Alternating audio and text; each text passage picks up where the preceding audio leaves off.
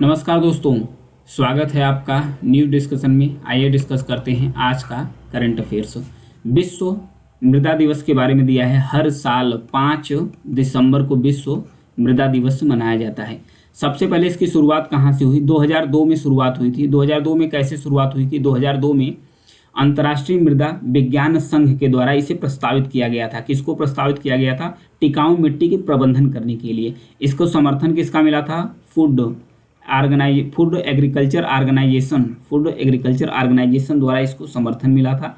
इसके साथ साथ वैश्विक मृदा में भागीदारी के तहत जो टिकाऊ मिट्टी है इसके प्रबंधन पर जोर दिया गया था। उसके बाद संयुक्त राष्ट्र की जो जनरल असेंबली है यानी महासभा है, उसके द्वारा टिकाऊ मिट्टी के प्रबंधन के लिए जो थाईलैंड के एक दिवंगत राजा हैं जिनका नाम है भूमिबोल अदुल्यादेज, इनकी प्रतिबद्धता यानी कि टिकाऊ मिट्टी के प्रबंधन के लिए इन्होंने विशेष योगदान दिया था।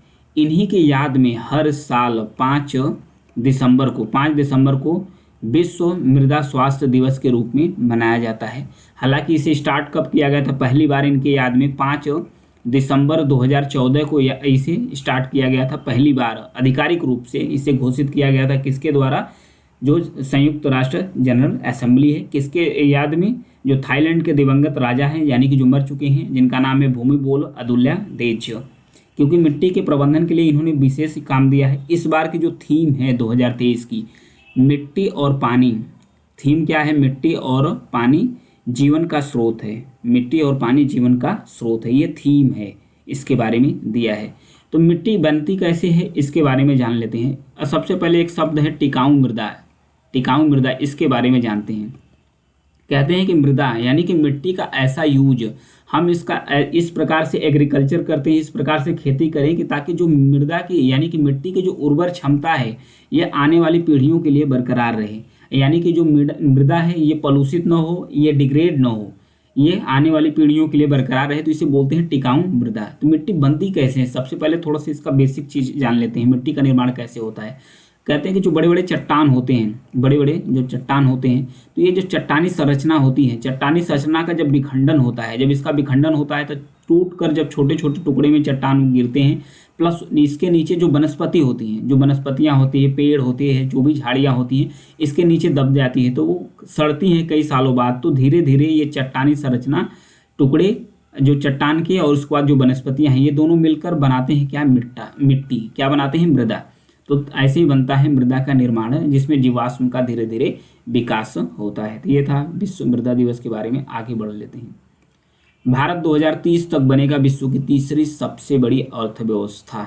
यह एक क्रेडिट रेटिंग एजेंसी है जिसका नाम है S&P। ध्यान रखिएगा, S&P global credit rating agency है। ये है किसकी? यूएसए की। यूएसए यानी United state of America. America की एक एजेंसी है क्रेडिट रेटिंग S&P। इन्होंने अनुमान व्यक्त किया है कि भारत 2030 तक विश्व की तीसरी यानी कि जो थर्ड इकोनॉमी है वो बन जाएगा। कैसे? 2022 तक अनुमान लगाया गया है कि 2022 तक भारत की जो इकोनॉमी है, जो भारत का जीडीपी है, वो कितना है? 3.5 ट्रिलियन डॉलर तक है। 3.5 ट्रिलियन डॉलर तक भारत की जीडीपी 2022 में है। और वहीं 2030 में अनुमान लगाया जा रहा है कि 2030 तक भारत की जो जीडीपी है वो कितना हो जाएगा? 7.3 ट्रिलियन डॉलर्स हो जाएगा। 7.3 ट्रिलियन डॉलर तक भारत का जीडीपी हो जाएगा। तो ऐसे जैसे ही 7.3 ट्रिलियन डॉलर भारत की इकोनॉमी हो जाएगी, वैसे ही भारत बनेगा क्या? भारत बनेगा विश्व का तीसरा सबसे बड़ा अर्थव्यवस्था। वर्तमान में जो यूएसए है यानी संयुक्त राज्य अमेरिका है, पहले स्थान पर है। दूसरे स्थान पर चीन है। तीसरे स्थान पर जर्मनी है। चौथे स्थान पर जापान है। अभी वर्तमान में भी भारत 5वें स्थान पर। भारत विश्व की 5वीं सबसे बड़ी इकोनॉमी बन चुका है। किस आधार पर S&P ने भारत को बताया कि 2030 तक विश्व की तीसरी अर्थव्यवस्था बन जाएगी? क्योंकि बता रहा है कि भारत अभी सर्विस सेक्टर से, भारत का अभी सबसे ज़्यादा सर्विस सेक्टर काम करता है। भारत सर्विस सेक्टर के आगे विनिर्माण क्षेत्र, जो उत्पादन क्षमता है भारत की बढ़ जाएगी, तो भारत विनिर्माण क्षेत्र की तरफ अग्रसर होगा। ये किस लिए? क्योंकि भारत लगातार जो लॉजिस्टिक्स ढांचे हैं, लॉजिस्टिक मतलब कि आवागमन का साधन, मतलब कि कोई भी सामान आप एक स्थान से दूसरे स्थान पर ले जाते हैं तो इसमें कितना खर्च आता है, परिवहन से लेकर कागजी कार्यवाही से लेकर सब कुछ को लेकर कितना खर्च आता है, तो इन सब सारी चीज़ों को मिलाकर बोलते हैं लॉजिस्टिक्स। तो लॉजिस्टिक ढांचे को भी अच्छा बना रहा है, प्लस उसके बाद जो श्रमिक हैं भारत में, जो श्रम बल है उसके कौशल पर भारत के द्वारा ध्यान दिया जा रहा है। और जो आधी आबादी भारत की जो यानी कि महिला है उनको भी कार्यबल में भागीदारी के लिए बढ़ाया जा रहा है। इन सब सारी चीज़ों को लेकर भारत विनिर्माण क्षेत्र में अग्रसर होने वाला है, यानी कि 2030 तक भारत विनिर्माण क्षेत्र का हब भी बनने की संभावना है। इसीलिए आधार पर जो क्रेडिट रेटिंग एजेंसी है S&P, इसके द्वारा बताया गया है कि भारत 2030 तक बनेगा विश्व का तीसरा सबसे बड़ा अर्थव्यवस्था। आगे आएंगे, स्पेस आदित्य L1 अंतरिक्ष यान के बारे में दिया है।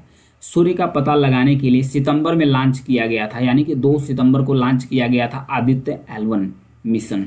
अभी हाल ही में ये चर्चा में क्यों आ गया, क्योंकि ये अपना दूसरा उपकरण लॉन्च कर दिया है, अपना ये सेकंड यानी दूसरा उपकरण लॉन्च कर दिया है। यहाँ पर देखिए ये दूसरा उपकरण है आदित्य L1 मिशन का, जिसका नाम रखा गया है Aditya solar wind particle experiments, यानी कि एस्पेक्स।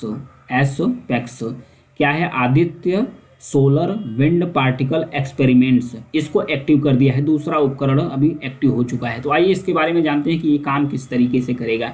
जो आदित्य सौर पवन कण है, इसका प्रयोग आदित्य L1 अंतरिक्ष यान पर एक वैज्ञानिक उपकरण के रूप में किया गया है। यह करेगा क्या, जो सौर पवन होते हैं यानी कि सूर्य से निकलने वाले जो हवा होते हैं, पवन होते हैं, उसके सर्कुलेट करने से उसमें जो कण हैं, जो बारीकी से जो छोटे छोटे कण हैं सोलर विंड में यानी कि सौर पवन में, उसका अध्ययन करने के लिए इसे डिजाइन किया गया है, जिसका नाम है Aditya solar wind particle experiments.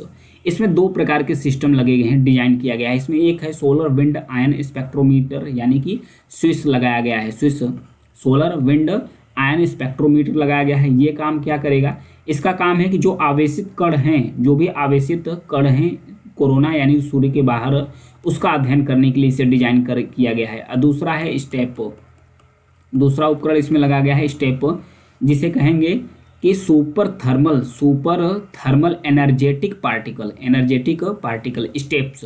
ये उपकरण काम क्या करेगा, इसका काम यही है कि सूर्य द्वारा जो भी उत्सर्जित उच्च कण होते हैं, सूर्य के द्वारा जो भी पार्टिकल का इमिशन यानी उत्सर्जन किया जाता है, उसका अध्ययन करने के लिए स्टेप का इस्तेमाल किया जा रहा है।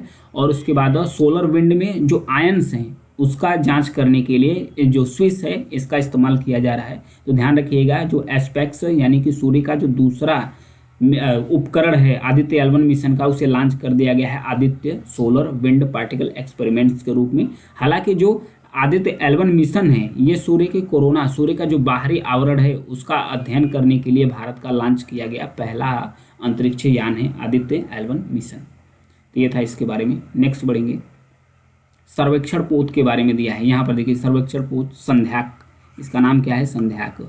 हाल ही में इसे किसके द्वारा डेवलप किया गया है, निर्मित किया गया है, कोलकाता में एक garden rich ship builder and engineers है कंपनी, उसके द्वारा इसे डेवलप किया जा रहा है। ये ठेका लिया है 4 शिप, यानी इसी तरीके से जो 4 शिप है इसको डेवलप करेगी। इसका जो पहला शिप है अभी भारतीय नौसेना को सौंप दिया गया है, जिसका नाम है संध्याक, जिसका क्या नाम है, संध्याक। इसका उद्देश्य क्या है, उद्देश्य यही है कि जो तटीय क्षेत्र हैं, बंदरगाह के किनारे, जो बंदरगाह जो बड़े बड़े पोर्ट होते हैं, पोर्ट के किनारे जो तटीय क्षेत्र हैं उसका अध्ययन करना, और उसके पानी के नीचे जो हाइड्रोग्राफिक है यानी कि जल के नीचे जो भूमि है उसका सर्वेक्षण करना, प्लस उसके बाद मार्ग प्रशस्त करना, देखना कि कहाँ तक नेविगेशन सिस्टम है अच्छी तरीके से जा सकता है, शिप हमारी अच्छी तरीके से जा सकती है, उसके जो डेमोग्राफी है, उसका जो एरिया है उसका जांच करने के लिए इसे किया गया है।